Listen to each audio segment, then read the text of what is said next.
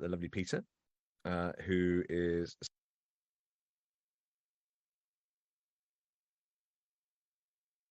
Wow, and I guess James just disappeared. It seems like we're having lots of technical difficulty. This is great. The things that entrepreneurs have to overcome. It's absolutely brilliant. So what I think I'm going to do is I'm going to introduce the topic. We had an incredible conversation last week. I'm pretty sure James will be back. And 3, 2, 1, I think there James is. But yeah, I'm Peter, the co-founder of Explore ProTech. We have been having an absolute blast. James, don't worry about it. It happens. It's one of those things. Last week's conversation, we could have carried on for at least another 2 or 3 hours if we'd actually put our noses to the grindstone. So, James, what I'm going to do is I'm going to hand it back to you just to deliver the topic for this evening, and let's get this conversation started. Thank you, mate. I thought I was pressing the "This is meeting is being live streamed" got it button there, but apparently I just turned myself off. So there we are. That's just ace. And it's competitive analysis and differentiation, which is how do we stand out in the marketplace? What sort of things do we have to do differently to give ourselves a leg up on the competition? So, boys, who wants to start us off this evening with some thoughts on what one might be able to do to stand out in a crowded marketplace? What do you do to stand out in yours?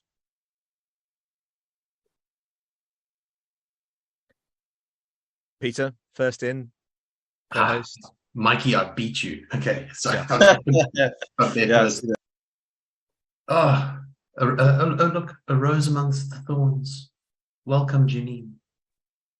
I was like, is this the right room? Yeah, I think something that I want to mention is it's not really in line with the topic, but it is one of the most important things, especially when we were stepping into the Mancosa Ignite space. One of the topics that we were actually teaching the students was differentiating yourself. And in order to differentiate yourself and your business, you have to know who you are and you have to know why you're in business in the first place. And this was, for some of the Mancosa students, was an excruciating process because they had to dive deep into who they were. But the process of figuring out who you are and why you're in business, it can sometimes open up things where you're like, wow, I never really thought that. And just those simple things can actually change the face of how you present what your business is and what it looks like, and how do you actually differentiate who you are, which is differentiating what your business is. So the Mancosa students, I wouldn't be surprised if Mikey put up his hand straight away. He was like, oh, yeah, so he's definitely been through the Mancosa course. So that's absolutely brilliant. Mikey, why don't you go ahead? Thanks, Peter. Yeah, a little tricky discussion, but it's actually a very good and important one. And I'm glad the coaches are on the call as well. So, yeah, the thing is, to be successful in business and in although we're not operating per se, but one of the key strategies to be successful was to make sure that you are different compared to your competitors, and you're having a leverage over what is currently available to the market or the clients that you want to service, and compared to what your competitors provide or what is currently the industry standard of provision for your customers or client, and to make sure you go for gold in terms of differentiation. Because if you, for example, I know lots of the first idea that comes to people's mind is, okay, let's do it cheaper. So let's offer a similar service or product to our current markets of clients and customers, but cheaper. But knowing that if you're in a market with that competition, they probably got their margins down pretty well. But even if you do, you got to think long term, because once you start dropping your pricing, sooner or later you're going to get others going to start dropping their pricing, and then you lose that edge or advantage somewhat. And you're thinking long term. So I don't mean to brag or be vain, but I think especially the coaches would know from the idea that I had conceptualized in my business model that got presented in my pitch deck. Ultimately, it's very different, very unique compared to what is currently available in the market. And I know that, provided I get going with the business, it's going to have a good edge and a long-term sustainable advantage over the competition. And it's, that I know would be a very good advice. And if you want to really go into a market that's congested with competition or having it's quite saturated, you got to do more than just look at pricing, which is the first thing that comes to people's minds. You've got to look at something unique, something different that can really stand out, but also long-term. Don't if you come with the strategy that's a different color scheme that no one else is offering, it's not going to take you very long in maintaining that advantage. But yeah, that's just my 2 cents worth, guys.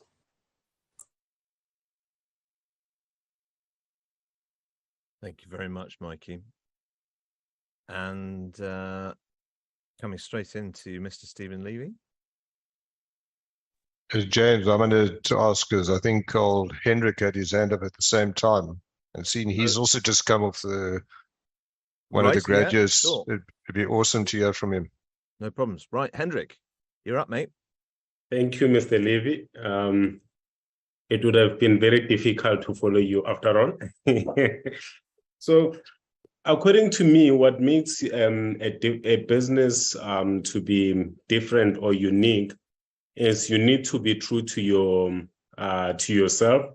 You need to remember your core values, your beliefs, why you are in business. The core values are what will guide you and what will help you to be different. Because if you stick to that, it will keep on guiding you to why you started the business to begin with. Another thing I think a lot of us get wrong is as the company grows or as there's developments in the company, we sometimes find ourselves in a situation where we are either too big or too important for our clients, and which is also ultimately may lead to our downfall. Because, like I said, if you stick to why you started, you'll appreciate the customers that started with you. If you keep servicing those customers, giving them the best service, irrespective of the price, the fact that you are loyal to them as a business, they'll be loyal to you, and that will help you to eventually grow as a business. Oh, awesome. I absolutely love that. Mikey and Hendrick, once you've spoken, just drop your name, who you are, the name of your business. It's nice for the people out there to actually see who you are. So I don't know, Mikey, if you want to drop your name and the name of your business. Not in the chat. If you could just unmute and... When you're saying drop it, then Peter, if not in the chat. Yeah, so just your name and the name of your business. In the chat, is that fine? No, not in the chat. Live. We want the audience. Oh, you mean, sorry, I misunderstood. Yeah, sorry. The name of my company is called Clinicon. Name is Mikey Guness. And what we wanted to know what the business is about. Is that the other? Just a brief okay. 2 sentences. Yeah. So yeah, and just so people understand, and it's good for audience to. So my business is looking at educating healthcare professionals on the ins and out day-to-day practical application of clinical research. So clinical research industry has a lot of theoretical training for healthcare professionals, be it doctors, nurses, pharmacists, the like, who get into this industry. Tons of theory, but nothing practical for them to become competent quickly. And I know from experience, my colleagues and I, many years, that whenever we have a new doctor or nurse join a facility that's doing clinical research, it takes them 3, 4, even 5 months to get the hang of it. And in that time, there's a lot of mistakes and errors that they make just as part of the learning curve. But there are consequences for the product that's being tested.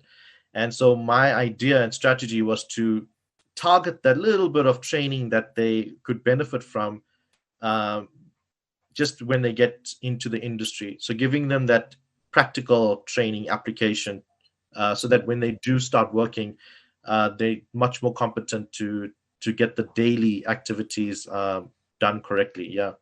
So as you can just hear from it, it's very different, very unique, and there isn't any competitor at all that's doing this.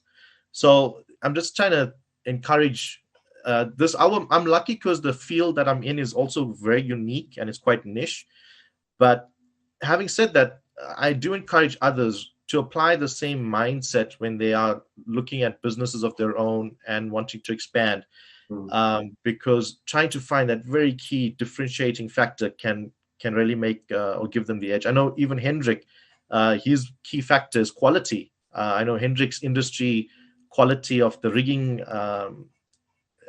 personnel is poor, and Hendrick focused on maintaining high levels of quality, which is where his business got the advantage over the others. Yeah. Thanks. Sorry about that. Nice. Thanks, Mikey. I'll drop a sample so that everybody else knows. So once I've finished speaking, I am Peter from one of the co-founders of Explore ProTech, and we believe that networking is the key to the future for education. Boom. Powerful. Hendrick, yourself? My name is Hendrick Mohlahlo, owner and managing director of Teresano Earth Movers from Mpumalanga. Nice. And I'm guessing you move the earth. Yeah, I'll explain that one at the later stage. I love it. Who was Mr. Levy? You were actually up next. Thanks, Pete. Thanks, Ruud. Wow. It's so awesome to hear Mikey and Hendrick speaking. So there was definitely some value. There was value in the Ignite program. And it really was. I loved it. There were a couple of things I loved about them. What they said is, Mikey, certainly about the pricing, because if you're going to take your product in just as a purely based on price, you're not going to win. The only person that wins is your customer. Not even your competitors win out of that. So yeah, I think just coming back to and then Hendrick, of course, on the values and just being who you are, because that is your biggest competitive edge in certainly in B2B business is you. People buy from people. And there's very few entrepreneurs that come up with something highly innovative or that hasn't been around. You know, unless you're like really outliers, like either Elon Musk of the world or so on. But generally, we've got something that other people do have as well. So I think coming to the topic that James was speaking about is about analyzing your competition and your differentiators. I think it's important to understand your competition and know what they're doing in the market, because it will give you input into sort of market trends. There's a lot you can learn out of it. But I think one's got to be very careful about analyzing your competition and being consumed by them, because it's going to take your eye off your business. And if you're going to run your business based on what your competition are doing, okay, you're in it for the wrong reason, because you don't know what's happening behind the scenes and why they're doing what they're doing. So you might be actually copying a strategy that's not even acceptable in the market. But I think, yeah, knowing your competitors will give you, it'll surely highlight maybe the gaps that exist in the market. I don't think we should ever run our competition down. That's probably the worst thing you can do in the market. People don't enjoy that. You must show respect for your competition, but see what gaps there are. And you can ask, I think a big thing is customer feedback. Get customer feedback on, they're happy with what they've been supplied, the manner in which they've been supplied. So you can ask it very diplomatically and very, how can I say, not aggressively, but not being seen to try and outplay or outdo your competition, or to put them down, make yourself better than them, because you both have strong points. Rather give, and I want to come through to what Hendrick said, is rather speak to your client about the value that you offer, and besides the feedback that you get from them, spend time finding out what their needs are and what needs are not being met, not by their competition. What are their needs that aren't being met? It'll tell you what their competition then is not doing, what your competition, sorry, is not doing. And I think in terms, and then you can go in and adjust, your strategy and do whatever. Then you need to go back to the drawing board and see what you can do in the market. Other points were mentioned: quality, 100%. Make sure your standards, your level of service, and the quality of your product, those benchmarks, don't ever negotiate on that, because people want quality, and that's what they will buy from you. Otherwise, you're going to get into what Mikey said was this price or pricing strategy. If you've got to sell on price, there's something wrong with your product. There's something you're not doing. You're compensating for the quality of your product in some way or another. And I'm not saying go rip it out the market. You have to understand what the market will pay. And then I think you also, as a team, you've got to be innovative. And what's going to provide that innovation? It's that feedback that you get. It's that understanding. So when you're at the market, be in the market, understand what your clients are doing, but then come back and innovate, and don't take your eye off what Hendrick said. I want to emphasize what he said. Don't take your eye off why you're in the market, your product, and what are the needs that you're servicing in the market, and then use that to your advantage. And there's one thing which is really not from me, but I was just, as they were all talking, and I was thinking of Natasha. I'm sorry she's not here, but I think distinctive branding.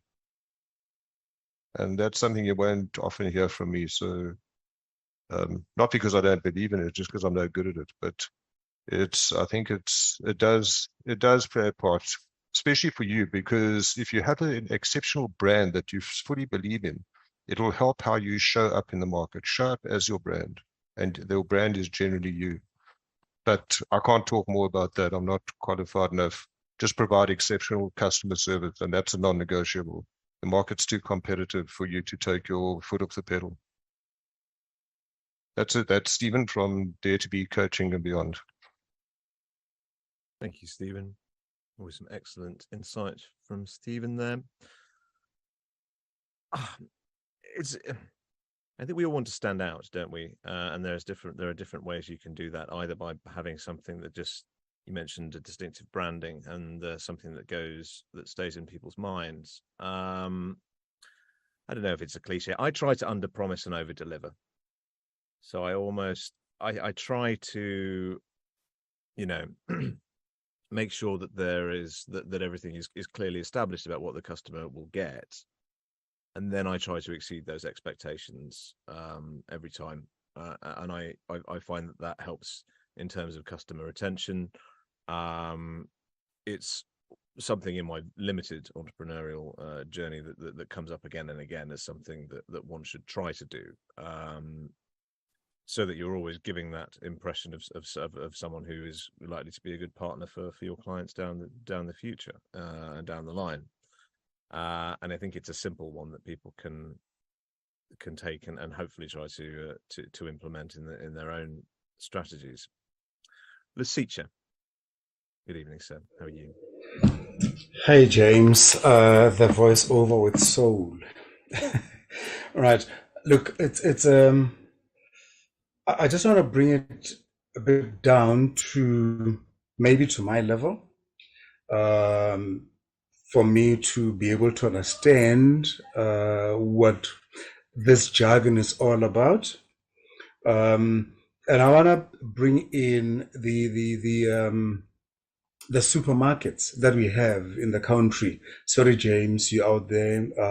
You may not know some of them, but you look at all the supermarkets; they all have their own offering that no one can compete against the other one. I mean, Woolworths we know it's supposed to be the most expensive, and people go and buy from Woolworths. Why?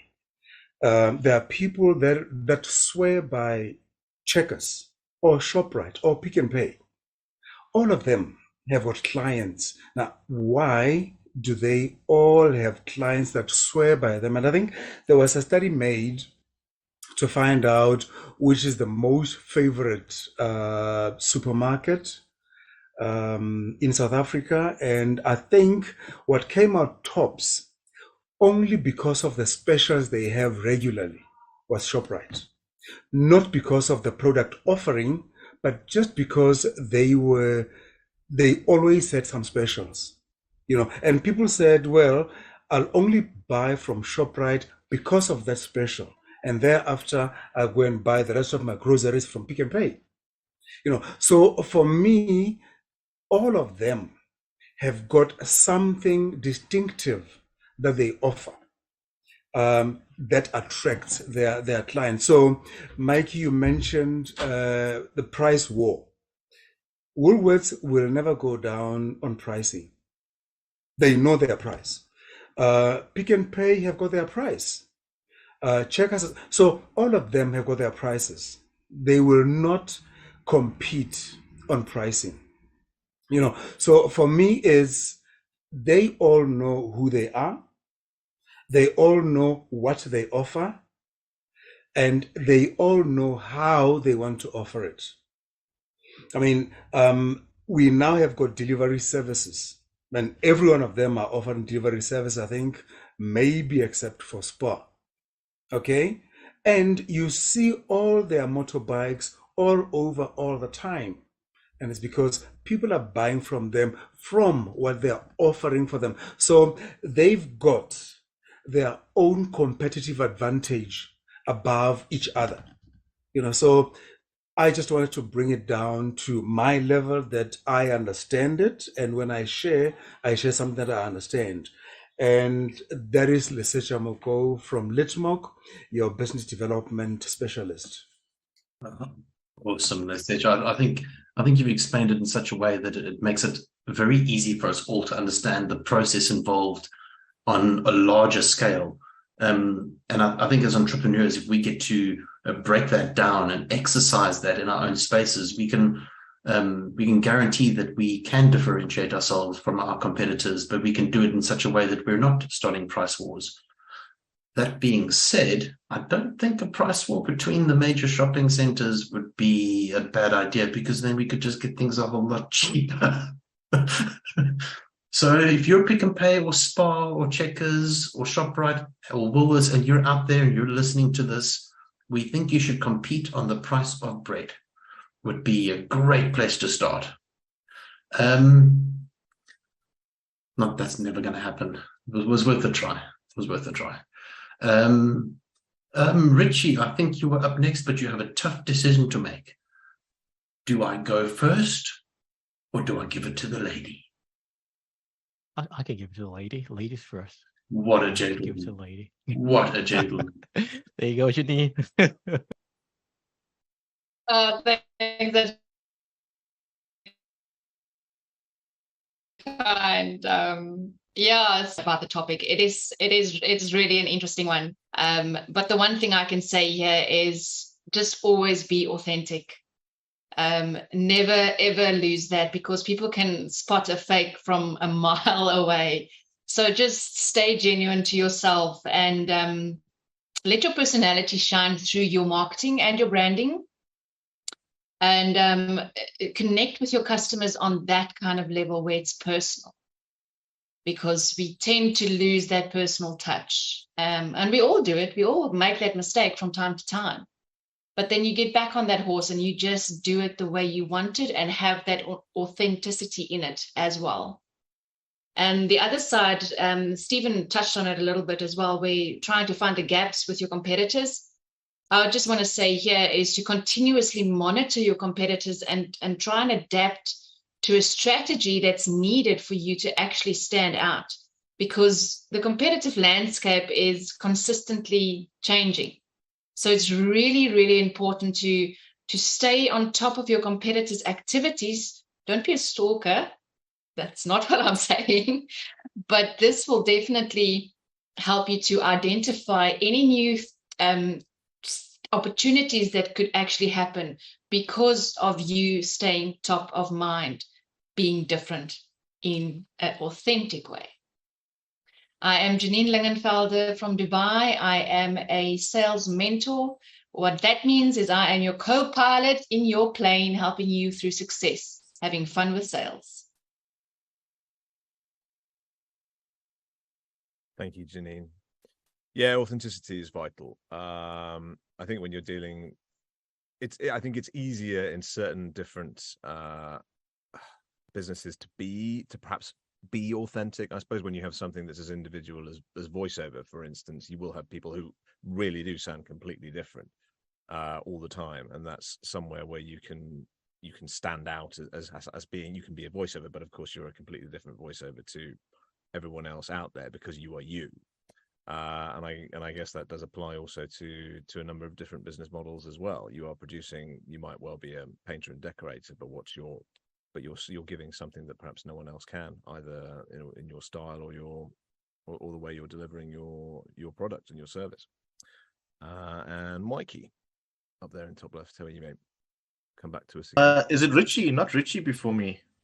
I have everyone in the top left, and now that's how it goes for everyone. But if it's Ritchie, then come in, Ritchie. Come on, Josie, let the lady go first. Shouldn't put your hand down. Don't put your hand down. Lose your place in the queue. I know. I think it just went down, actually. I didn't put it down for some reason. Yeah, just to add on to that, I think very valuable insights, I think, from everybody. I've written a whole bunch of notes here. But I think one common thread that keeps on coming out is more about us creating as opposed to competing, right? So we should be creators, not competing. And just touching on to what Mr. Levy actually talked about earlier about we don't know exactly what's going on in the back end with our competitors. I just want to add to that is if you are always looking at your competitors, you always be a step behind, right? Janine talked about a good point about not being not stalking. Yeah, I think I look at it more as competitors. There should be more of inspiration. We should look at competitors more for inspiration purposes as opposed to us looking at them as competing. We should then create. But just going back on how we can differentiate ourselves, and it just pretty much puts all the threads together. I know Lesetja talked about this as well in the case of that unique offering that we bring to the table as well. One thing I've found is, yes, we need to differentiate ourselves, but how do we do that? Because we can talk about this quite a lot. And yes, you need to differentiate yourself, but how do you practically actually do that? Right. I can talk about one strategy I use because I teach these as well. And this is something that I can relate to because I applied it myself. And initially, I didn't know what I was doing it, but later on, I started teaching it, and it seems it's actually you can actually replicate this. Is what I would call like capability or product stacking, right? You differentiate yourself from that perspective. I'll give you an example. Back when I was an accountant, right? You're competing with thousands of other accountants to get a job. I came from a banking industry. And the thing about it, you got a whole bunch of accountants. If you apply for the same job, what differentiates you? What makes you unique from another accountant? Nothing. But what I learned over time was, yes, what am I good at that I can actually expand within this particular space? I found I was good at project management. I was good at fixing stuff. So I went into that. I added that to my portfolio, to my capabilities, right? I looked at what's a topical area in the banking industry that I'm interested in, that I like. At that point, it was banking regulation. It was huge after the 2008 crisis.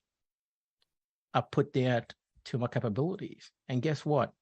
I'm unique at that moment in time. Somebody looks at other accountants. I'm looking for a gig or a contract with a bank, right? The other businesses, consultants who have the financial industry expertise, but who are they going to pick, right? Because I'm unique in that space. I can set myself apart from everybody else. I think that goes for products as well. I've just told somebody quite recently, and this is in the digital space where you have already almost off-the-shelf products. How to differentiate yourself? Again, product stacking. You can uniquely put something together so it sets you apart from the competitors, so as to speak, because you are creating at that moment in time. You are uniquely you. So that's just one strategy, I think, in my case, that has served me well, and you can actually replicate it. So Ritchie, I help over 30s efficiently achieve physical and financial confidence. Awesome.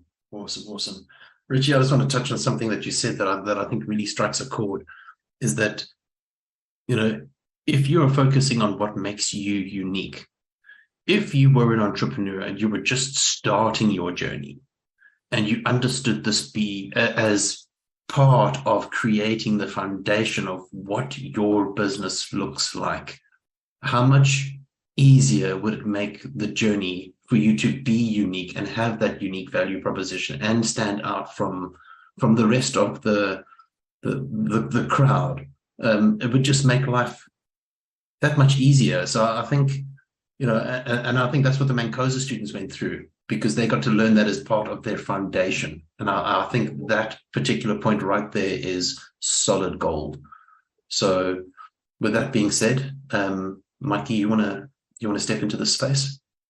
Thanks, Peter. I saw something in the chat. Somerville mentioned, I think Susan, is it? And if you guys want to touch base on it, if you can just have a look at that. Just be aware that there's some feedback we should discuss based on the chat. But okay, while we're catching up on that front, I just want to point out that we've been chatting a lot about differentiation and having a competitive advantage, which is great. And going back to the topic for this evening's discussion, competitive analysis as well. I know we are not too much in favor of analyzing your competitors that are servicing the market currently. But it is important to know and understand how they operate in delivering whatever product or service they can to the market. And what I'm trying to get at is, it's very easy for someone to fall into the trap of who's worked in a particular industry for many years and then just say, I know we can do this on our own. We can do this better and that better, and then boom, off we go. But for me, that's not enough. You need to truly analyze, spend time and research, and know whatever knowledge you do have of a particular market, that's great. But don't just leave it to your experience and assumptions of how the market is serviced, and that you have one idea or two ideas that can make it better for the market and hence your business. It is important to actually do the hard grinding work of go and looking up your competitors, looking at their financials, they're posted on the web, their financial statements, and get an idea of how they operate. And if you can figure out their service, the suppliers and service contracts, and how the market is operating, and then if your ideas to make things better are truly golden, for sure, then you got something. But I just say this because I've known so many individuals who've started up a business with a slight advantage or some idea that was minor, but was a bit different to the competitors. But it didn't take long before it got caught up by others, and then they were in trouble, or at least not. Well, they weren't. Now they're competing for customers directly with losing that edge, losing that advantage. So an element of horrible, nasty research is still important, and know how the current sort of competitors in a particular market operate. Yeah. Thank you, Mikey. Appreciate that. It's straight on as we're going to run out of time, I think, because we've still got plenty of hands up here. Stephen, I hope, who's in my top left, so he's going next. Yeah, thanks, Joe. I just want to quickly just mention one or two things. As coming off what Lesetja said, there was a discussion I heard amongst a group of women actually just this weekend, and it's interesting. So checkers understand what Woolworths is doing. Checkers don't, and Woolworths don't compete with each other on price because, as you said, they know their pricing. And I want to take it just one step beyond that. They also know their audience. And they're not competing in this. They're competing in the market, the same market. Everybody buys groceries, but they're not competing. They're not competing with the same audience. They have a different audience, so they know their audience. I think what Checkers did, and what I overheard, because it was hotly debated this weekend, was Checkers have certainly upped their game. And if you go into their stores, they've done certain, I think some of their flagship stores, also, and they've done a complete revamp. And the statement I heard was, wow, they're even starting to look like or even better than Woolies. So it's quite interesting, but but the core of Checkers still remains. Nobody says Checkers is the Woolies, or Checkers is, people still go to shop at Checkers, they still buy certain things at Woolies, they know their brands are known.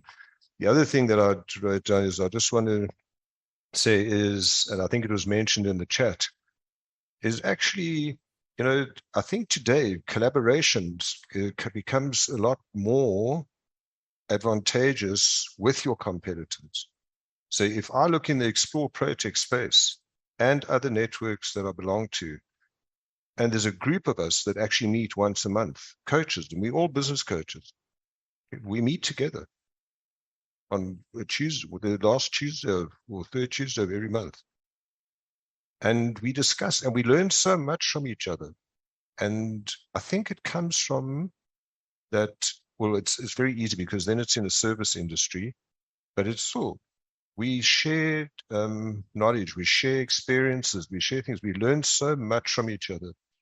I think if you start, and there's no form of competition because people are secure, and I don't mean this in an arrogant way, they're secure in what they do. And I understand that I can tell people what I believe. Not everybody is going to believe and resonate with what I believe, and I need to accept that. It shouldn't stop me becoming better at what I do. I constantly look in that, review and reflect, but I cannot sit and be worried about why they've gone with Peter and not to see it. Maybe Peter just resonated with them. There's a connection. There's 8 billion people in the world. We don't get on with everyone, each other. And there's a reason. It comes back to what Ritchie says, show up as you, because you are your most competitive advantage. So collaboration, I think, is great. I look in this space, the VAs, everybody is formed a collaborative network, and someone said it can be the collaboration. The community can be your most competitive advantage. And it's the same with coaches. And then the last thing I want to talk on is values, because that can be a huge differentiator. And Hendrick alluded to it. We can have the same values. Okay, we care about our customers. I'm just using an example. We care about our clients or our customers. Mikey's interpretation of we care and Stephen's interpretation of we care could be miles apart. Neither of them are right or wrong. So when you understand your core values and you actually live them, because your values guide how you think and behave, which then has an impact on how you show up in your relationships and how you behave in the market, which will then have an impact on your results. That's key, I think. So core values, Hendrick, what you alluded to, is also key differentiator, even if you have the same value name.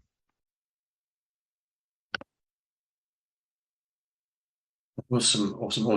Something I just want to highlight, and we do have one of the co-founders of Van here, Janine, that when Janine saw that opportunity for VAs in that space, originally they were VAs competing for clients. Now they're VAs in a community, and they're building each other, and they literally have become each other's competitive. They have become each other's competitive edge, because now not only are they broadening their horizons by using each other's skill sets, and I think when they needed it most, they were actually there for each other, and they did really well during COVID. They actually did better than everybody else that was struggling because they literally became each other's competitive edge. So I think that was absolutely stunning. James, do you think we have time for one more? Do we have time? I think we definitely have time. We have almost 10 whole minutes. We might have time for 10 two. whole minutes. We'll see. Okay, Hendrick, let's bring you into the space. And also, by the way, Susan in the background, you are an absolute legend. Absolute legend. Go for it, Hendrick. Okay. For me, again, this was something that I realized while Ritchie was talking, that when it comes to analyzing, there's another thing that we need to look at it from. We need to look at it from a point of view that you are doing personal stock taking. When you have a business, you need to know what the business has in its what's the right word to use? What do we have in stock? So the same with looking at yourself. I know I spoke about core values, but you really need to go through them every now and then to see as to, are you still on the right spot? Are you still catering for the people that you are supposed to cater for? As I think Mr. Levy also just addressed this now, that at the end of the day, Woolworths has their own target market or target audience. So you should focus on your target audience. You cannot try to fit into someone's target audience, as that is going to kill you. You need to be true to yourself and keep on saving your target audience. That's Hendrick from Teresan. Sorry, James. Apparently, we do have the F-Biz show today, and Janine has been sitting there so polite, and we have just been taking up all this time. So I would love to just give her the floor. Oh God, I'm glad we're so well prepared. Can you tell? Janine, who we knew was I gonna was have like, the come on, episode. guys. I know I'm the only female here, but come on, guys. You cool dudes, remember? I'm very sorry. I'm very sorry that we're coming to you far too late. Please, please give us the wisdom of the show. Awesome. So thank you so much. I'm running solo today as my co-host is spending some much needed family time on a mini holiday, well deserved. So sending much love to them all. Hope they're having fun in the sun. So yeah, very much welcome to the F-Biz show. I am your host, Janine Lingenfelder, and I'm here to tell you that entrepreneurs is all about having fun. That's right. Fun. You can have fun, because when you're having fun, you're more creative, you're more open to be collaborative, you're more open to be more productive, and of course, to be more likely to succeed. Don't get me wrong, entrepreneurship can also be challenging. And there will be times when you're stressed out, overwhelmed, and discouraged. But that's where the fun comes in. I know I sound crazy, but it's true. Because that is where it is easier to actually make those overcoming challenges and stay motivated. So today, talking about motivation, I actually want to give a warm welcome to our guest, Mr. Ritchie Nkana from the UK. Hi, Ritchie. Hello, Janine. So nice to have you with us. And your business is called Body and Bank Vitality. Tell us a little bit more about that. Yeah, a body and bank vitality is predicated pretty much on the interrelationship. I come from a finance background, and one thing I found later on is how fitness did really have a huge impact on how I showed up on a daily basis. And this is something that I found invariably, for the most part, when I speak to busy professionals in my field at that moment in time, was they were doing very well in their careers, and everything, but their health and fitness took a back seat, which was a bit weird. And when I asked that question, it was like, oh, Ritchie, I do understand, I do appreciate fitness, but I don't have the time I need to put food on the table. And it was from that perspective, which I thought was actually counterintuitive. And it was more about that education. And it's not so much about time, but again, the knowledge, right? Because you look at fitness and health as something that can take a back seat, because it's not something that hits us at that very moment in time, right? You neglect your health or your fitness, then you just feel at that moment in time. It's something that gradually maybe can hit you later on in life. So it fakes us out quite a bit. So it's when I thought, wow, if only people would, especially the professionals like myself, parents and everything, would appreciate more what fitness brings to the table. And that's how Body Impact Vitality was actually born. And it's more about just that interrelationship. Same on the back of my book as well, based on that premise, and showing how science, based on science as well, how there's that co-relationship, right? It's very clear, studies are very clear in how exercise and fitness does help in our productivity, our cognitive function. You can name it, right? So that's where it was born. Just sort of like just a brief overview on how that came about. I love that. And as you say, we always complain that we don't have time. But I know people need to follow Ritchie on his LinkedIn profile because he's sharing so many amazing tips on how you can actually do it in less than 15 minutes. So yeah, absolutely. And I think if the body and the mind is fit, you're going to be more creative and think clearer. So I absolutely love the concept. I absolutely love the concept. So from the subject at the coffee shop conversation show we just had now, what tips would you give others when it comes to being, the competitive analysis side and being different? Because you are different already, putting fitness and finance together. What tips would you share? Absolutely. I think it comes from that. I think, again, I always go back to being the operator working on the body, right? And I think I go back to studies, right? Studies have shown when we exercise, we're 10% more productive. Studies have shown, talk about our cognitive function. So we talk about creativity. There was a study that was done by UC Davis, but Leeds Metropolitan University, and how there was a 200 study of 200 workers. And that study showed days when they actually worked out, they were more creative, they were more productive, they were more patient, right? Just overall. So yes, so we start with the operator, then we can work on the tools. So you're talking about creativity is pretty much talk about those ideas. I think those are the tools we can utilize, but we have to work on ourselves first. I think that's how I look at it. I was talking earlier about some of the strategies. Those are just strategies. Like I talk about capability stacking. How do you become more capable? You have to be fit in body. You have to be able to show up mentally and physically, right? How do you build those capabilities? Because again, how do we differentiate ourselves in being in the marketplace or in competition? As I mentioned earlier, I come from an accountancy background. Being an accountant, trying to be the top accountant in that 1%, that is hard. But with the capability stacking I talked about, guess what? That's easy. I can get my own 1% in that particular area. But one thing, you have to show up at your best.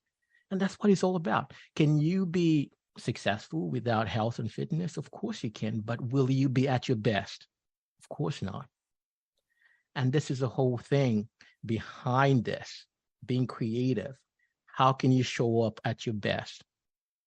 By embracing exercise. You did mention earlier, yes, I do share this fact because about the knowledge. People think about going to the gym, it's about spending hours in the gym. No, you can extract those benefits in as little as 10 minutes, 20 minutes a time.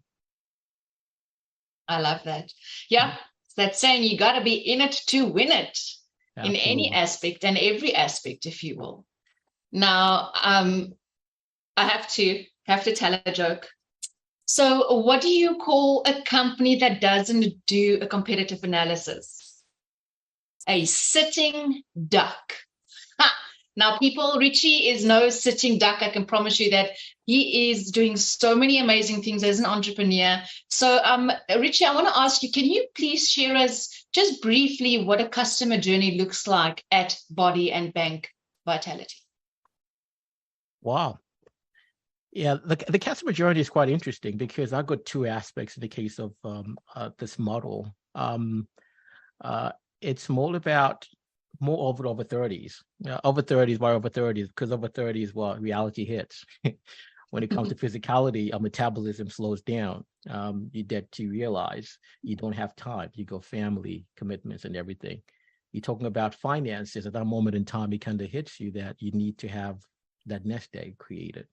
So the journey is pretty much about understanding, looking at facing the challenges that the customer is actually facing, or my potential customer. How can we eliminate those challenges? What I call the 3 C's. Eliminate those challenges. We look at chances. What chances are available that we can actually capture within maybe their marketplace or within the schedule when it comes to fitness, right? Then we look at the capabilities. Capabilities, how do we maximize the capabilities? Or if they're lacking capabilities, how can we grow them? So that's pretty much the 3 C's that I normally work with each one of my clients. And everybody's unique, and that's the best part about it. So it's about capturing those 3 C's and analyzing. And that's how it goes. No cookie cutter. That's it. Oh, wow. I could actually listen to you all day, Ritchie. So thank you so much for being here today and sharing this with us and just being an inspiration for others. We really appreciate you. So if people would like to have a conversation with you or want to learn more about your business, how would they get hold of you? Do you want to share, be brave, your number or email address, or do they just follow you on LinkedIn? What would the best way be? Absolutely. The best places, I think, reside LinkedIn. LinkedIn is the best place. You can find me Ritchie Nkana. On LinkedIn. I also have a presence on Instagram. Those are my two primary sort of like mediums. Or you can look at my website, my book website, www.bodyandbankconnection.com. Ah, awesome. Got to connect. I almost actually forgot. Burn calories, tone muscles, and boost your energy levels in less.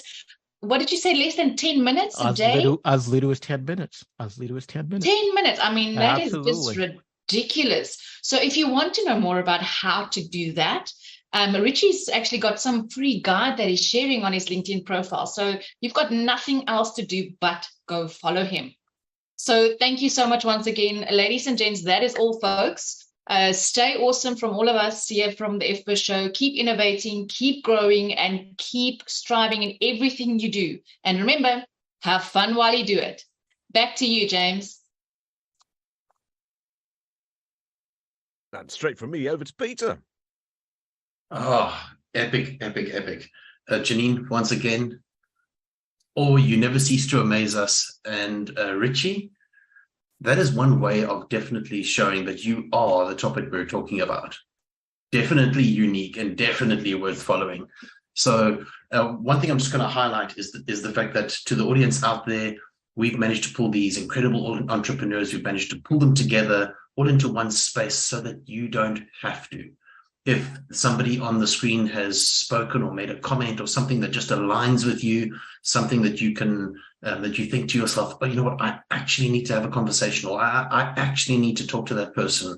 Well, their links will be in the description. It is as simple as going, click, I would like to have a conversation. Let's grab a virtual cup of coffee. It doesn't matter where you are in the world. It's a big wide world. We are all connected. It's as easy as clicking and going, Mr. Levy, I want to have a conversation. Ritchie, I'd love to have a cup of coffee and talk more about your perspective, or can you help me? That's what we're here for, to make your lives a lot easier. So that being said, I'm going to bring this space to a close. James, are there any final comments?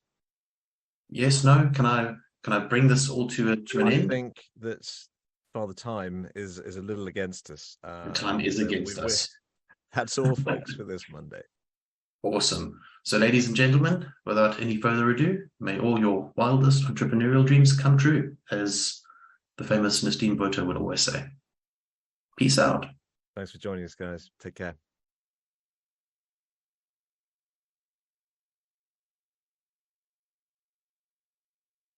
Thanks for remembering